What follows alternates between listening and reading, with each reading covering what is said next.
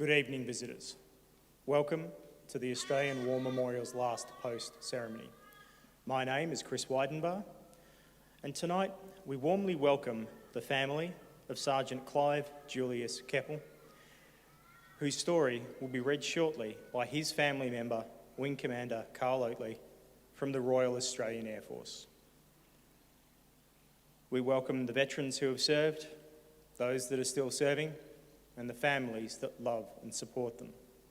We acknowledge the members of RSL and Services Clubs Association, RSL Victoria and RSL Queensland who are watching the broadcast of this ceremony across Australia.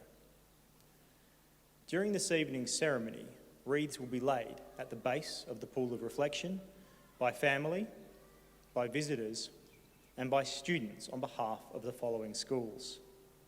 From New South Wales, St Joseph's School, West Tamworth, Maitland Public School, St Bridget's Primary School, Kyogle, St Paul's Primary School, Rutherford, and Ballymore Public School. I now ask all who are able to please stand and join in singing the National Anthem.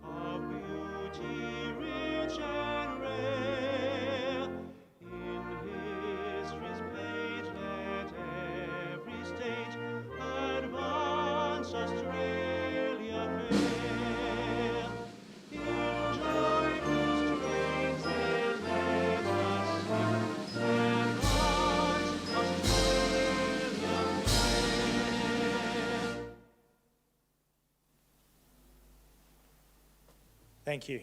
Students, please be seated.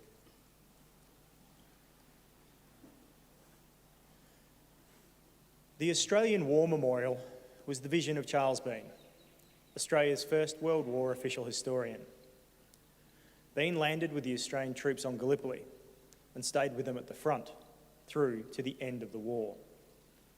The idea of this national memorial and museum came to him at Pozières, France, in the depths of the bloody fighting of 1916. Bean's idea was that this would be a place where families and friends could mourn loved ones buried in faraway lands. It would also be a place that could help all Australians understand what these men and women had endured and what they had done for us. Bean's vision, to which we remain true, is best expressed as inscribed in the entrance to the memorial's galleries. Here is their spirit, in the heart of the land they loved, and here we guard the record which they themselves made. Tonight, we will read the story behind just one of those on the Roll of Honour, which lists the names of more than 102,000 men and women who have given their lives for us in war and on operations for more than a century. But first, we present a lament, Flowers of the Forest. Wreaths or floral tributes will now be laid at the base of the pool of reflection.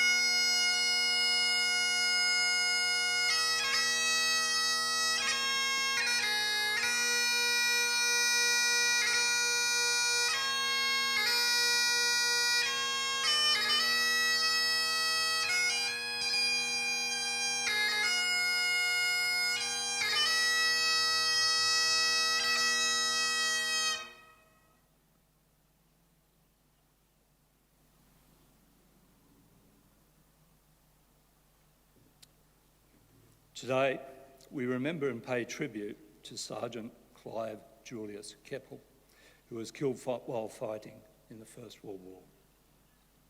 Clive Kaeppel was born in Mittagong, New South Wales in 1896, the son of Ernest and Frances Kaeppel. He attended Newington College in Sydney and made a large contribution to life at the school. Described as a staunch, big-hearted boy, he played in the first 15s rugby team in 1913 and 1914 and represented the school at the Combined Schools meeting of 1914. He was also a member of the school's cadet team that won the Commonwealth competition in 1913 and the State Shield in 1914. Clive clearly had a taste for the military. As well as his time with the cadets, he served for 6 months in the militia force, and when the First World War began, was studying for the entrance examination to join the military college at Duntroon. The outbreak of the war interrupted Clive's plan, and he elected to sign up straight away, enlisting in the Australian Imperial Force on the 24th of September 1914. Within a month, he had embarked from Sydney, travelling to Egypt in preparation for the campaign on Gallipoli. In a letter written to his former school, Clive wrote that he was camped near the Great Pyramids, which he climbed and explored, as well as making trips to Cairo to visit the crowded streets and markets. In April 1915, Clive was granted a temporary officer's commission in the 29th Division of the British Imperial Force, with whom he would serve until September 1915, when he resigned his commission and returned home to Australia.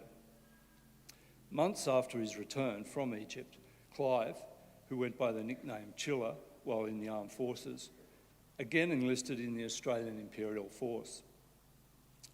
This time he joined the 19th Infantry Battalion and sailed for the war on the Western Front in Europe. He joined the 19th Battalion in the field as a temporary corporal in early December 1916, just in time to endure the bitterly cold winter of that year. On the 11th of January 1917, he transferred once more, this time to the 18th Battalion. Clive spent the rest of his war with this unit. In 1917, he participated in a series of battles as Australian forces followed German troops retreating to the Hindenburg Line. In late August, he was promoted to the rank of sergeant. On the 3rd of May, Clive and the 18th Battalion formed part of the right flank of Australian and British forces at the Second Battle of Bullecourt. At 3:45 a.m, they advanced from their trenches into heavy machine gun fire and barbed wire entanglements. They managed to take and hold some German trenches despite furious counterattacks and were relieved in front-line duties on the 4th of May. In the fighting that followed over the next 2 weeks, the Australian Imperial Force lost nearly 7,500 casualties. In the months following, the battalion moved north to Belgium, where the focus of British operations had shifted. On the 20th of September, Clive and the 18th Battalion took part in the Battle of Menin Road, the first operation of the Third Battle of Ypres that involved Australian troops. The battle began with an intense artillery barrage, after which the Australian forces leapt from their trenches into no man's land. During the operation, they managed to seize their objectives despite fierce resistance from German concrete pillboxes and machine gun strongpoints, but Australian casualties numbered over 5,000. Clive was one of those casualties. At around midday, as he advanced across no man's land, he received gunshot wounds to his shoulder and left leg. He was treated on the field and by the 25th of September had been taken to the first Australian General Hospital in France. He was described as being in an extremely serious condition on his arrival and had to have his leg amputated above the knee. Not long after surgery, septicemia set in and Clive battled for a month to overcome the infection. This was, however, a battle he could not win, and he passed away on the morning of the 24th of October, 1917. He was 21 years old. His remains now lie in the Saint-Sever cemetery extension in France, along with over 8,000 Commonwealth soldiers of the First World War. Sergeant Clive Julius Kaeppel is listed on the Roll of Honour on my right, amongst almost 62,000 Australians who died while serving in the First World War. His photograph is displayed today beside the pool of reflection. This is but one of the many stories of service and sacrifice told here at the Australian War Memorial.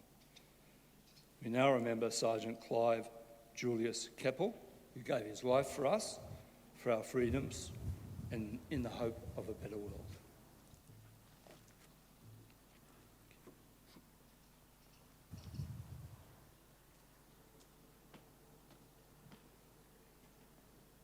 Please stand for the reading of the Ode and the sounding of the last post.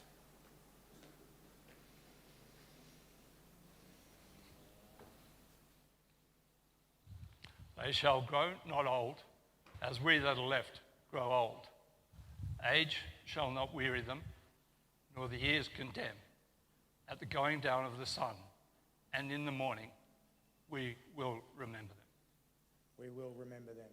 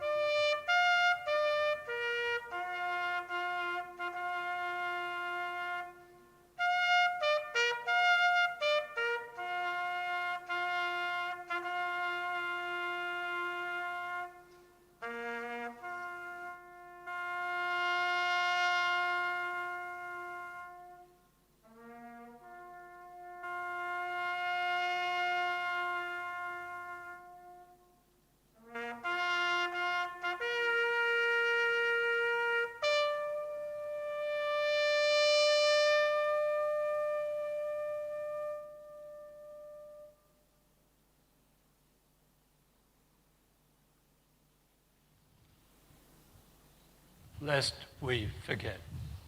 Lest we forget.